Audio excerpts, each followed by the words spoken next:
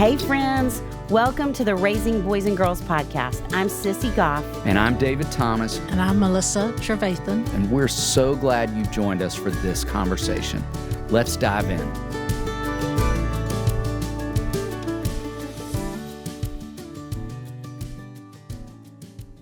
Niro Feliciano is an anxiety specialist and cognitive psychotherapist.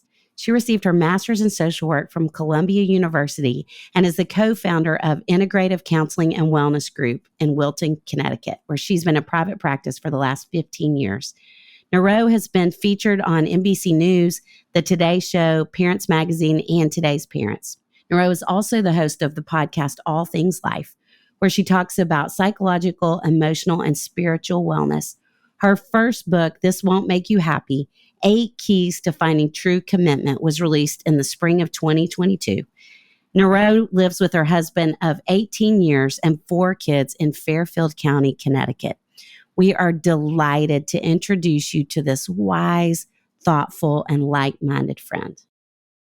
Niro, we are so happy to get to be doing this with you, and it means the world to us that you would come down to be here with us. Such a gift to me, really. Such a gift to us. And yes, it is. I was just thinking about how I feel like you are like this angel that flew into my life last early April. I don't even know when or how you reached out to me. You can't make me cry. Like we haven't even started.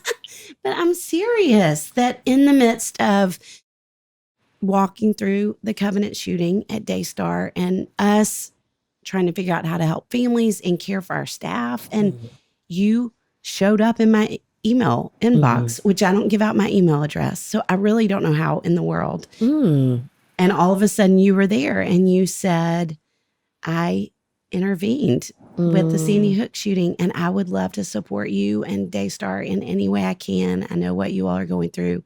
It's horrendous.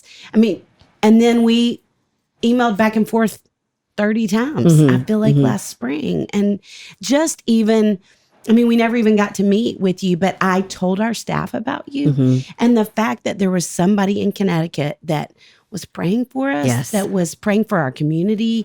Just, I mean, we knew that about the world, but you were like the name in the face to someone that was in it with us. And it was just this incredible gift. And then fast forward, when I came to New York this fall, I finally got to meet you in person.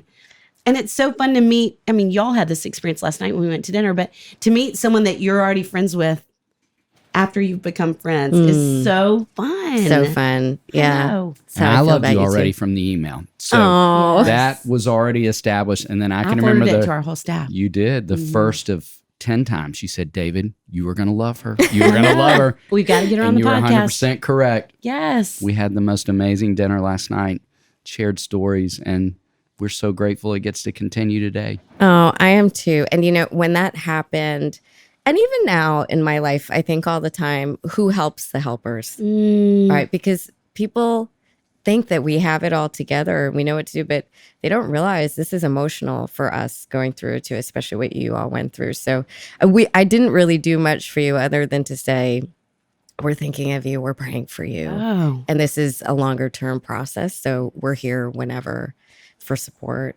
Well, you're the one who said the sentence I've hung on to so much about the ones who struggled the most here and probably will in Nashville are the kids who are anxious already and the parents. Yeah. And it's certainly been what we would see. And to just now walk you in the building and for there to be a little girl in a Covenant sweatshirt sitting in our lobby just felt like, wow. Yeah. The way that God moves and the way that he is for us. And for us as a community in Nashville, for us individually, that you're now our friend and here in the building is just so rich and sweet. Sweetest gift. I know. Wow. Thank you. Thank you.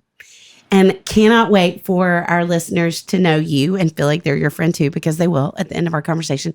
So will you talk a little bit about your family, the amazing work you're doing, how you made your way there, which is a fascinating story. Oh, in media? Yes. Well, all of it, even as a therapist. Oh, sure. So my family, as you know, I have 4 kids. So we live in organized chaos for the most part. And they're quite a range from 10, 12, 14, 16. You know, when you have 4, someone always has a birthday. So you're left thinking, how old is this child right now? But they're fun. They're fun. You know, every season has its challenges and its blessings. Yes. But I feel like I've been very fortunate. God knew what I could handle, and they're great kids. Well, 4 is They're a great lot to kids. handle. It is a lot. I mean, I always say it's all relative. 2 is a lot. Yeah. 2 is a lot, That's right? But 4 definitely takes up some time. I for know. Sure. One of our favorite stories is we have a sweet family that we work with together, and this hilarious mom sat down, has 4 kids, and that's the first thing she said. Well, the first thing you need to know about me is I have 4 children, which is entirely too many for anyone. I always say it wasn't intentional, but welcome. You know? That's a great word. So, yes. And then in terms of becoming a therapist, I feel like, and you probably could relate to this, most of us have been doing this work even before we were trained. Yes. Right? We were the So people that true. people came to Yes. talk to. So we were probably doing this work as young as grade school, middle school. Mm. And I was led into it. I told you about the story last night, but I went to medical school first. And my husband is a surgeon. And at one point I sat down and I had the feeling, I was like, how are we going to reconcile this? Both my parents are doctors. So I knew that life was a little crazy. Mhm. And had we been at the same point in our journey, I wouldn't have thought twice. But he was in residency already 4 years ahead of me when I was starting med school. So I decided to take a pause and think about it.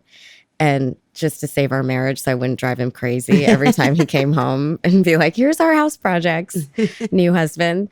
I started my master's at Columbia in clinical social work. And then the rest was history. It was a good fit for me. It was a good fit for me to be able to talk with people and hear their stories. Well, you are so gifted at cheering people on and making people feel encouraged. I can't even imagine how wonderful it is to sit in the room with you. Oh, thank you. I feel Yes. very gifted because I had that in my life Mm. from my parents. Mm. So when that's been put into you, it comes out very naturally, right? That's what I know. It's been given to me. So I am blessed that I had that, and it's a blessing to be able to share that as well. And your work has grown in some extraordinary ways. We're excited to talk more about that. One direction being the Today Show. Will you please talk about how that came about and just your intersection with those amazing people? Oh, I mean, I am constantly amazed by that. And not what I expected at 47 years old to start something like that. It was never on my radar. And that's just the beauty of who God is, right? That we can think that we planned it all out.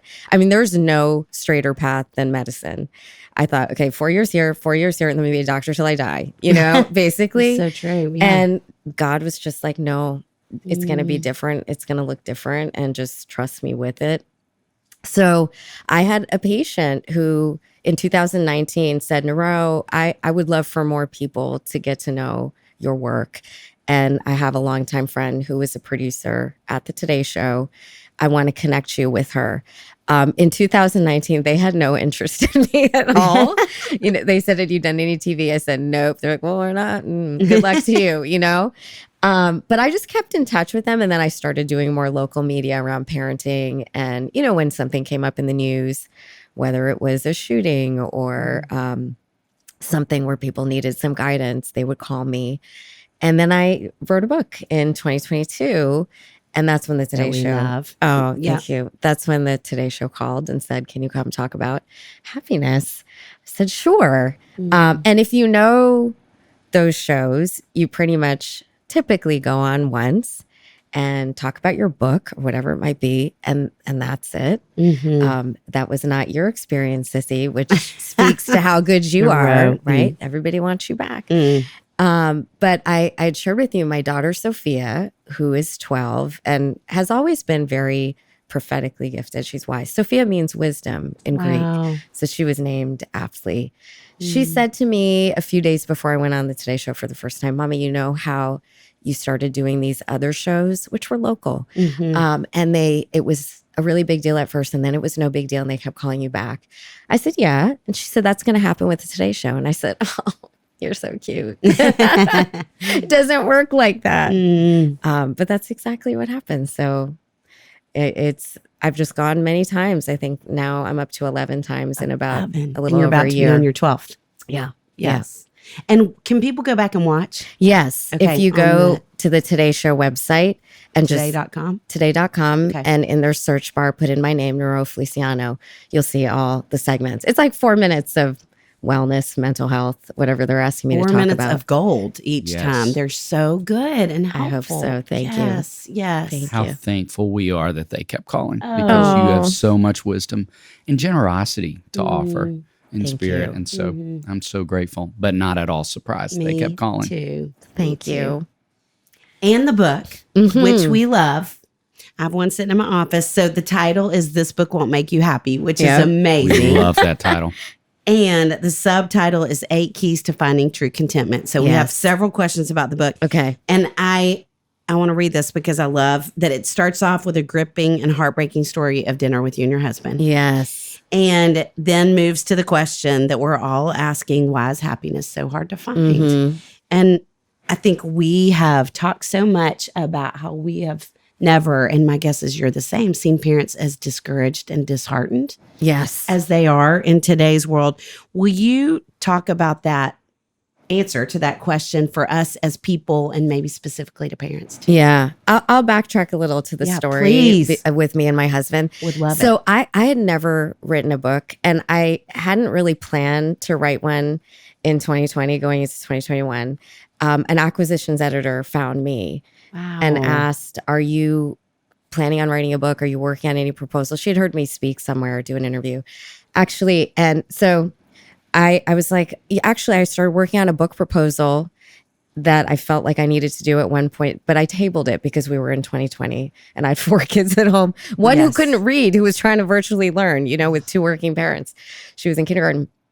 So I said yes and went through the process, signed this contract. And then I called up my friend, Amy Julia, who you just did an interview with her. And I said, girl, how do I write a book? Like, I've never done this. What am I going to do? So started working on that book, but it was supposed to be 40,000 words. I turned in close to 80,000 words. Oh, wow. It's because there was just so much to say. I didn't even know I knew Yes. that many words. So what happened at the end of it was my husband and I went out to dinner while this book is almost in its final stages. And we had this massive, massive fight. It was probably one of the worst fights we had. And it just came from a place where we were so disconnected.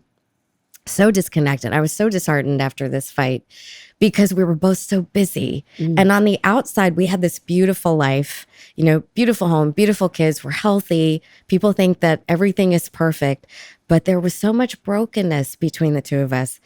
And after that fight, mind you, I'm here a therapist talking about relationships and parenting and writing a book on contentment. Yes. And my marriage just exploded over dinner on our anniversary, right? It makes you feel awesome as a professional, right? And I always think that things happen not to us, for us. And I ask God, there has to be a reason this is happening right now. So we worked it out. We worked through it. I recognized that there's some things in our life that had to change. All of the striving, accomplishment, achievement wasn't worth our mental health, our relationship, our family. And then I said, I think I need to include this in my book, right? It was so raw that I didn't write that it was the anniversary while I was writing the book. I pretended like it was 2 years before because that's how close it was. But afterwards, I've told people, no, that actually happened while I was writing the book. And I brought it to my editor and she was like, please, no more words. No more words. I cannot fit. I said, no, I really think we have to start with this because I want people to know that I'm still working through this. It's so pervasive in our culture that what we need for happiness is to achieve and accomplish and pursue. But that cycle never ends. And what it's doing is creating disconnect in our families, in our marriages, with ourselves. We don't even know what we want. In our faith, we don't have time for it. And that isn't a type of happiness that will ever satisfy, nor is it sustainable. We're always going to be searching for more. So that ended up being the the content of the books. And then what do? Why is it so hard to find? Mm-hmm. And I think it's because everything in our culture tells us that's what we need. You know, we need better grades. We need to be better at sports. We need the bigger house. We need the family. And when we get there, we recognize, oh, there are challenges in this. Right? This may not have been the happiness that I thought it was going to be. So then we look for the next thing. And part of that is dopamine, right? We're constantly chasing that high that comes with something new Yes. that we're looking forward to. So I thought it was important that people recognize the difference between happiness and contentment. And that's why the title worked. This book won't make you happy, even though I hated the title at first. But I was like, okay, we'll go with it. Good. Good. It is. Good. Yes. No, now I like love it. But yeah. Right. at first I was like, oh, well, people want it then if it's not going to make you happy. But there is a difference between happiness and contentment.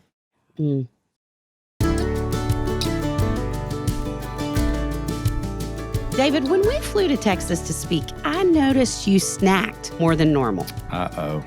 I snack all the time. So if it was more than normal, then we may have a problem. What were the bars you kept eating? Okay, good. We actually don't have a problem because those bars are not only good for you, they are doing good in the world. Tell me more. The old adage, you are what you eat, rings very true to all of us in the modern day, and I am always looking for an on-the-go protein snack that satisfies me, but now I found one that helps me live intentionally too, Mosh Bars. I love their mission. Mosh is a company founded by Maria Shriver and her son, Patrick Schwarzenegger, with a simple mission to create a conversation around brain health through food, education, and research.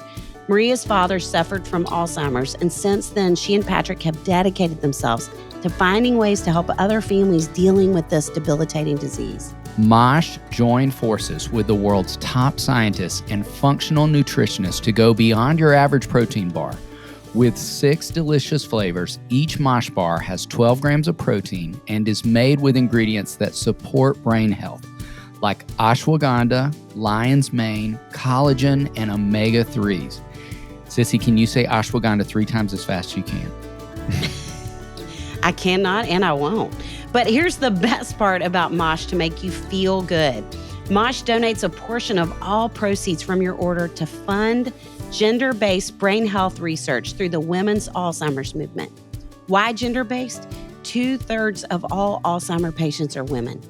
Mosh is working closely to close the gap between women and men's health research. I need to mention they also have a line of plant-based protein bars in 3 delicious flavors. I love the banana bread. If you want to find ways to give back to others and fuel your body and your brain, Mosh bars are the perfect choice for you. Head to moshlife.com/RBG to save 20% off plus free shipping on either the Bestsellers Trial Pack or the new Plant-Based Trial Pack. That's 20% off plus free shipping on either the Bestsellers or Plant-Based Trial Pack at moshlife.com/RBG. Thank you, Mosh, for sponsoring this episode.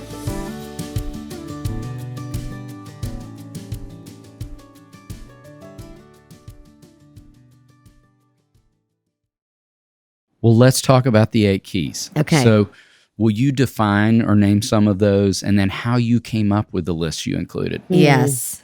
I actually wrote them down because every time someone asks me, I can come up with 6 out of the 8.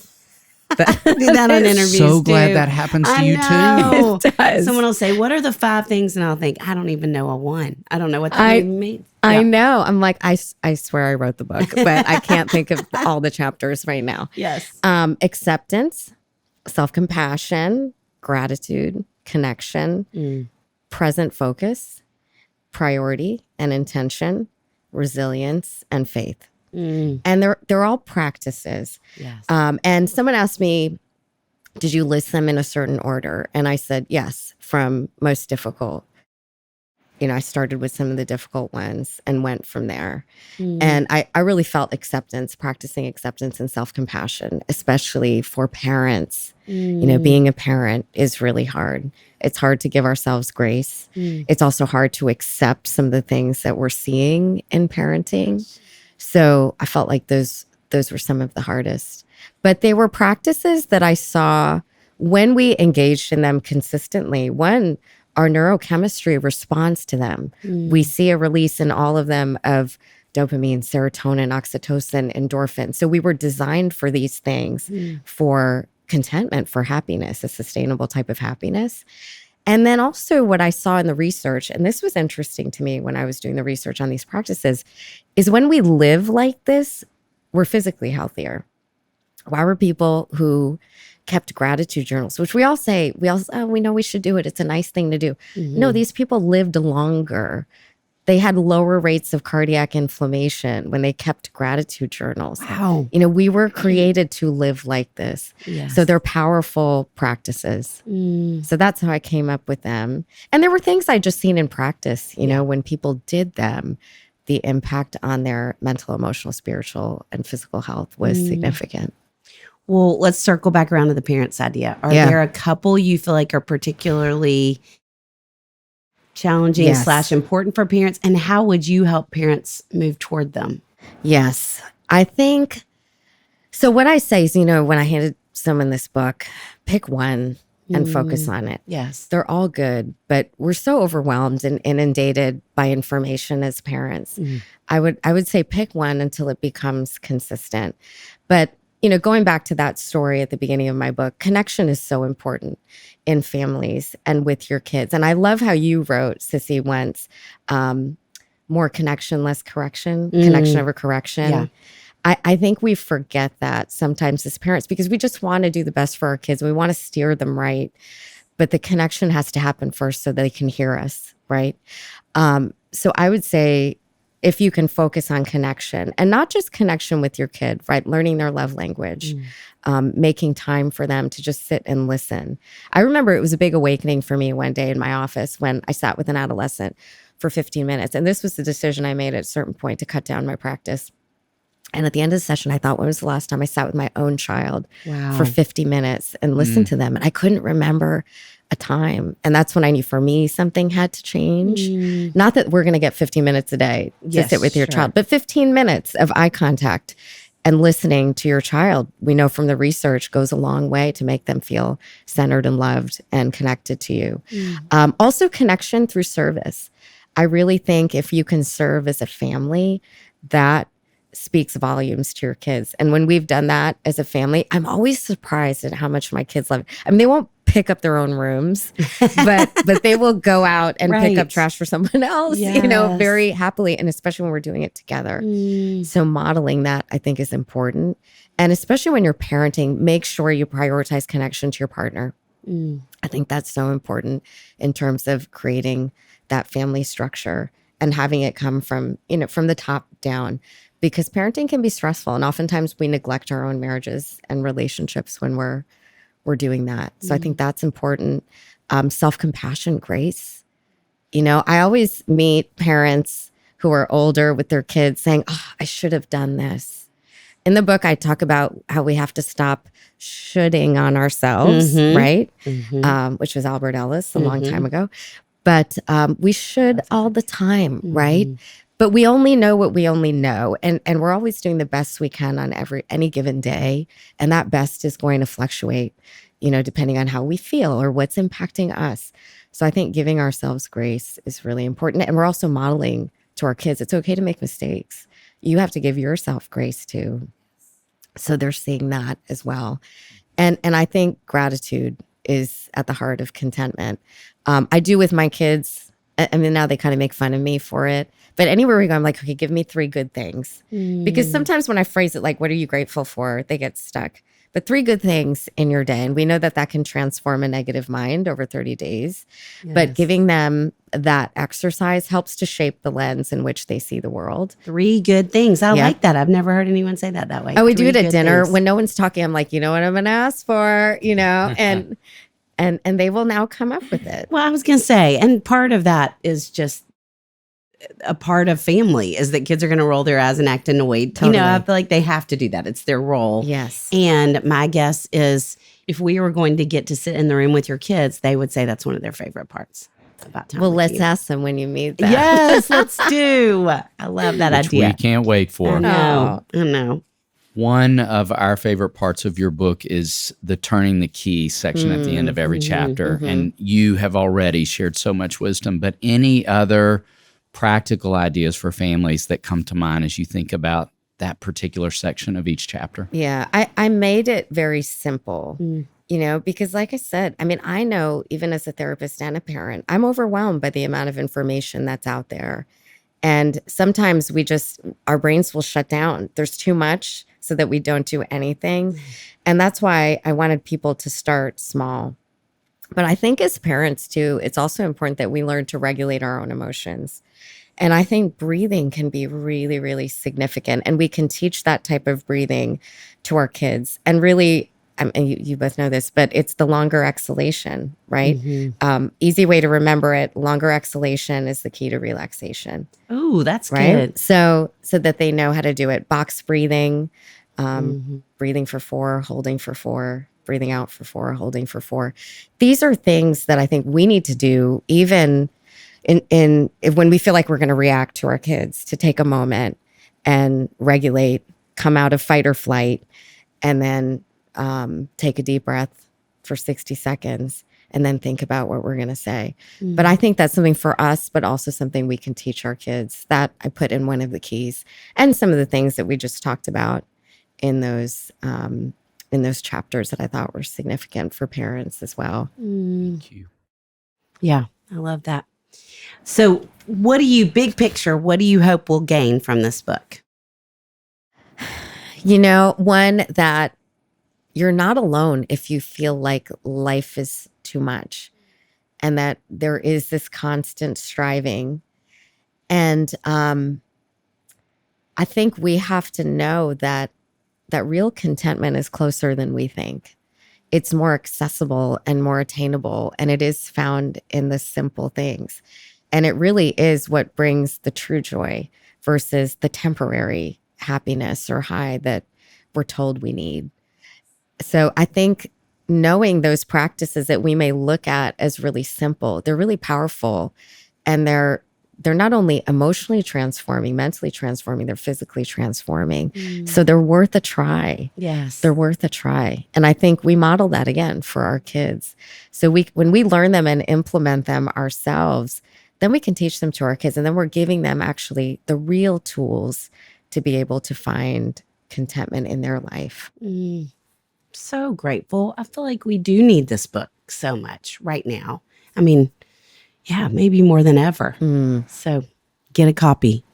Immediately. This book won't make you happy, but it will bring you a lot of contentment and wisdom and thoughtfulness. Yes.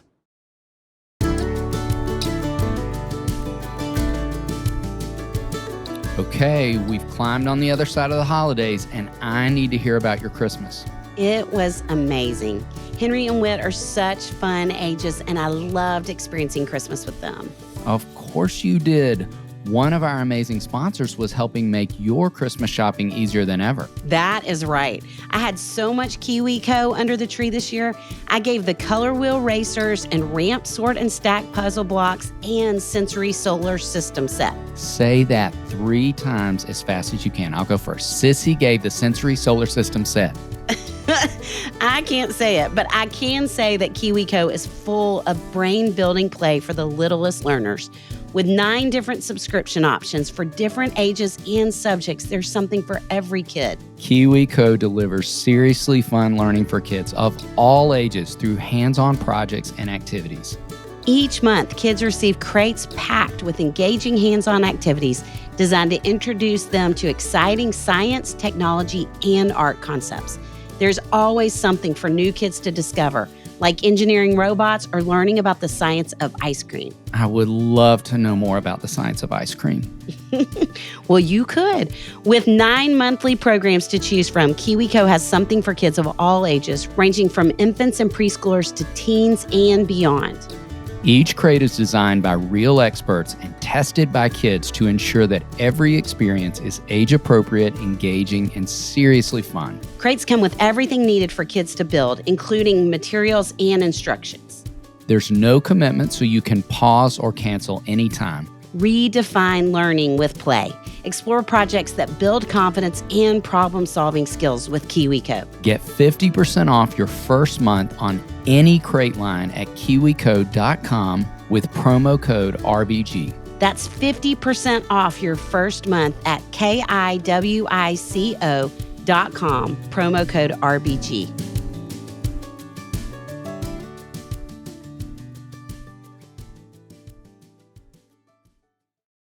Okay, this season of the podcast, we're calling Ages and Stages. Yes. You have kids in multiple stages. Yes. As you mentioned, will you talk about so far what have been some of your favorite stages and why? Sure. Well, I love the 3 and 4-year-old stage for what they say. Yes. They're just so unadulterated, pure, the way they see the world. Their comments are so cute. I still remember my oldest. I used to tell her, "You're so delicious." And she said to me, "Mama, I'm not food, I'm people." You know? And That's so cute. and there was another time I actually dropped one of my kids. I was trying to rescue her birthday balloons and accidentally I dropped her. She was 2. You know? Whoops. And Yep. I came home and my oldest child said, "Mama, don't you know Sophia's more important than balloons?" She was 6 at the time. I was like, oh, they speak such wisdom Yes. at that age. Yes. But it's hard and it's challenging and it is exhausting. And especially for a working mom, I've worked the whole time. It's a challenge, right? I love the stage we're in now, in terms of seeing them grow into the people that God created them to be, seeing their gifts develop. And as I told you last night, you go from pride to admiration because they're Such a doing beautiful real shift. things, Yes. right? And big things. And even I find myself learning from them now. And I think, you know, when you invest the time to connect with your kids, of course, you're not going to feel connected all the time. And certainly people go through hard stages. But if you really do foster that connection and from early on, and the kids know that you're there for them, you have their back, there are really beautiful things that can come out of even the teenage years, which we're told are going to be so hard. They have their moments. But there is that other side of it in seeing them develop into the people they're going to be. I do love that. Do you have a stage that's been particularly challenging? So at one point, I had a 6, 4, 2, and 0. Oh, in a row. Yeah, that would be it. I would I imagine. couldn't even think straight. No. You know, it's so exhausting. And of course, you know, people are telling you, enjoy every moment. It goes so fast. I'm like, every moment's not enjoyable. No. It's not. So don't Yes. enjoy every moment. You know, pick the moments that you want to be present for and that you want to hold on to and take snapshots of them in your mind. And there's some moments you just have to survive. And don't Right? beat yourself up for not enjoying those. No. Because the enjoy every moment makes it almost sound like back to should. Yes. You should. And you can't. No. I don't know anybody who's enjoyed every moment. Cleaning up, throw up. No. And when 3 are throwing up at the same At the time. same time. Right. Yes. Yes.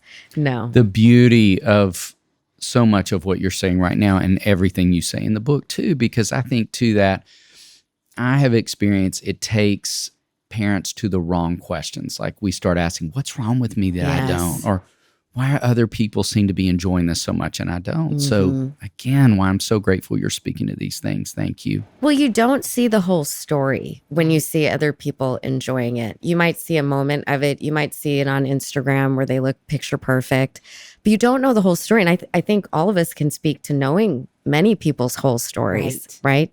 And there's a lot more to it. And that's also why I wanted to include our fight at the beginning of the book, you know, to say, look, this happens to us. You know, we're professionals here. I should know better, quote unquote, right?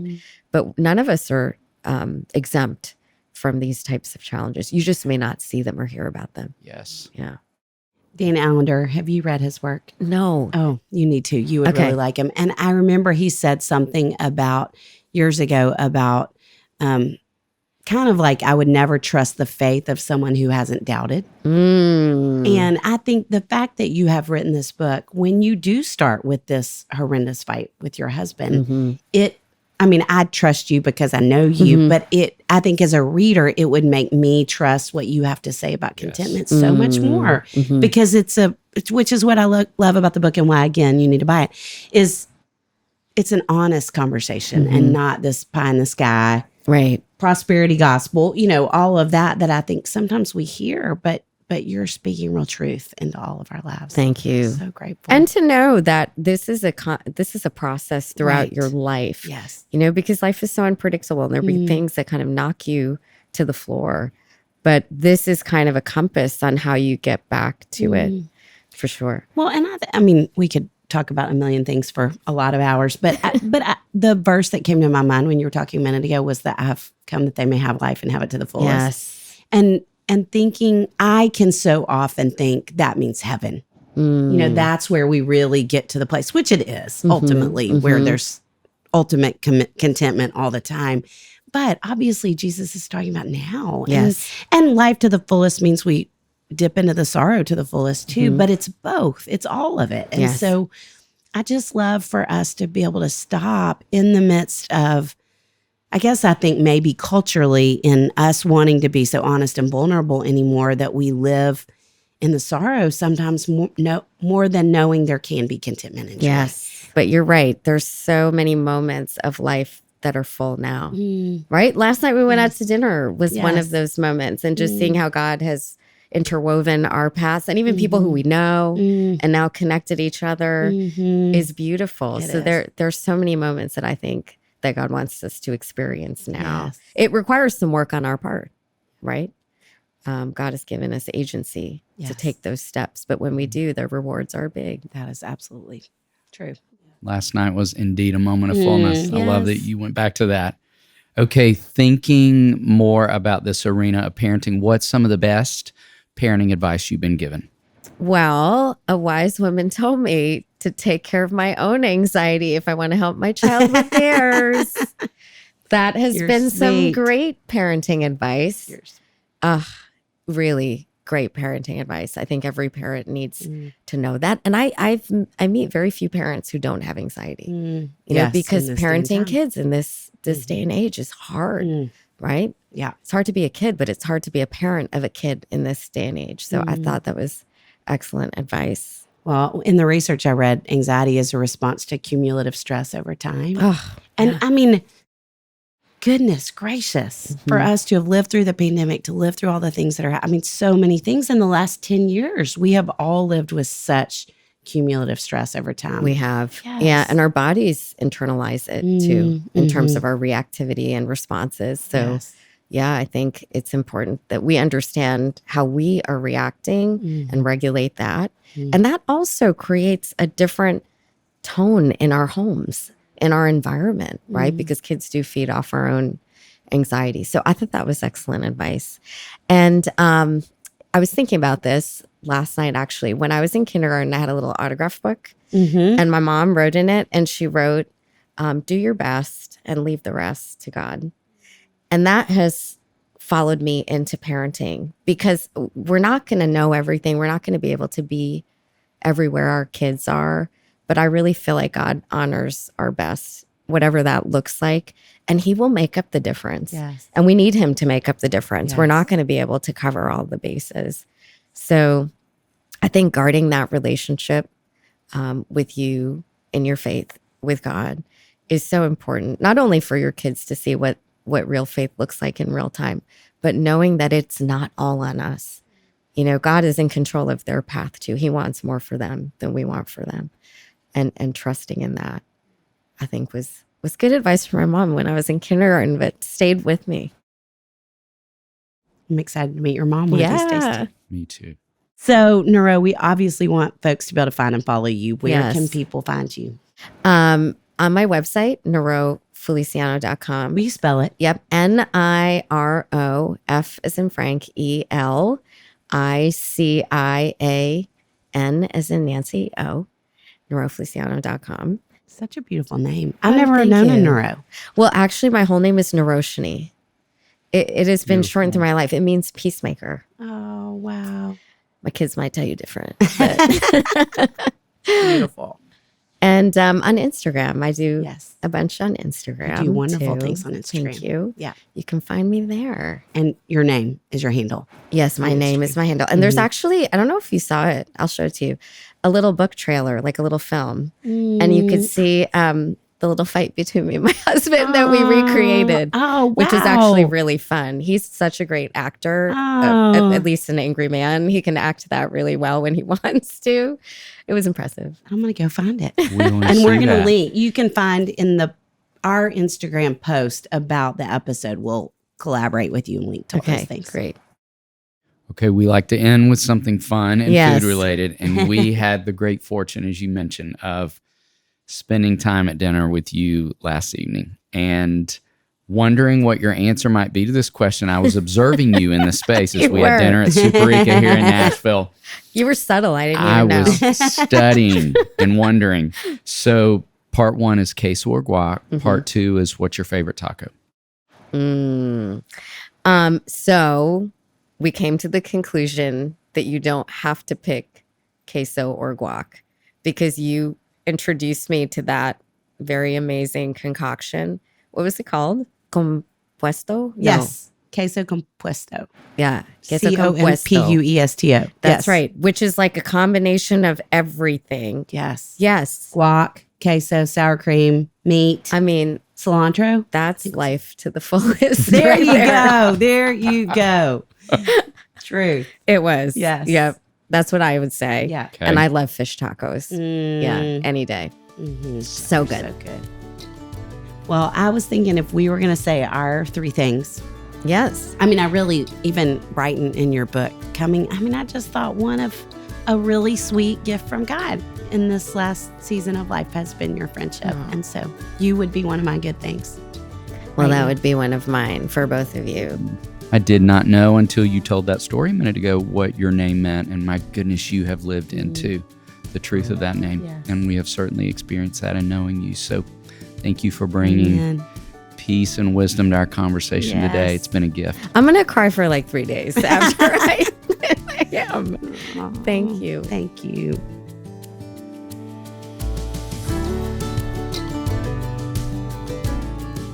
Did you love today's episode? If so, would you mind sharing it with a friend? Send a quick text or email with the link to the show. Join us next time for another episode where we'll bring you help and hope on your journey of raising boys and girls.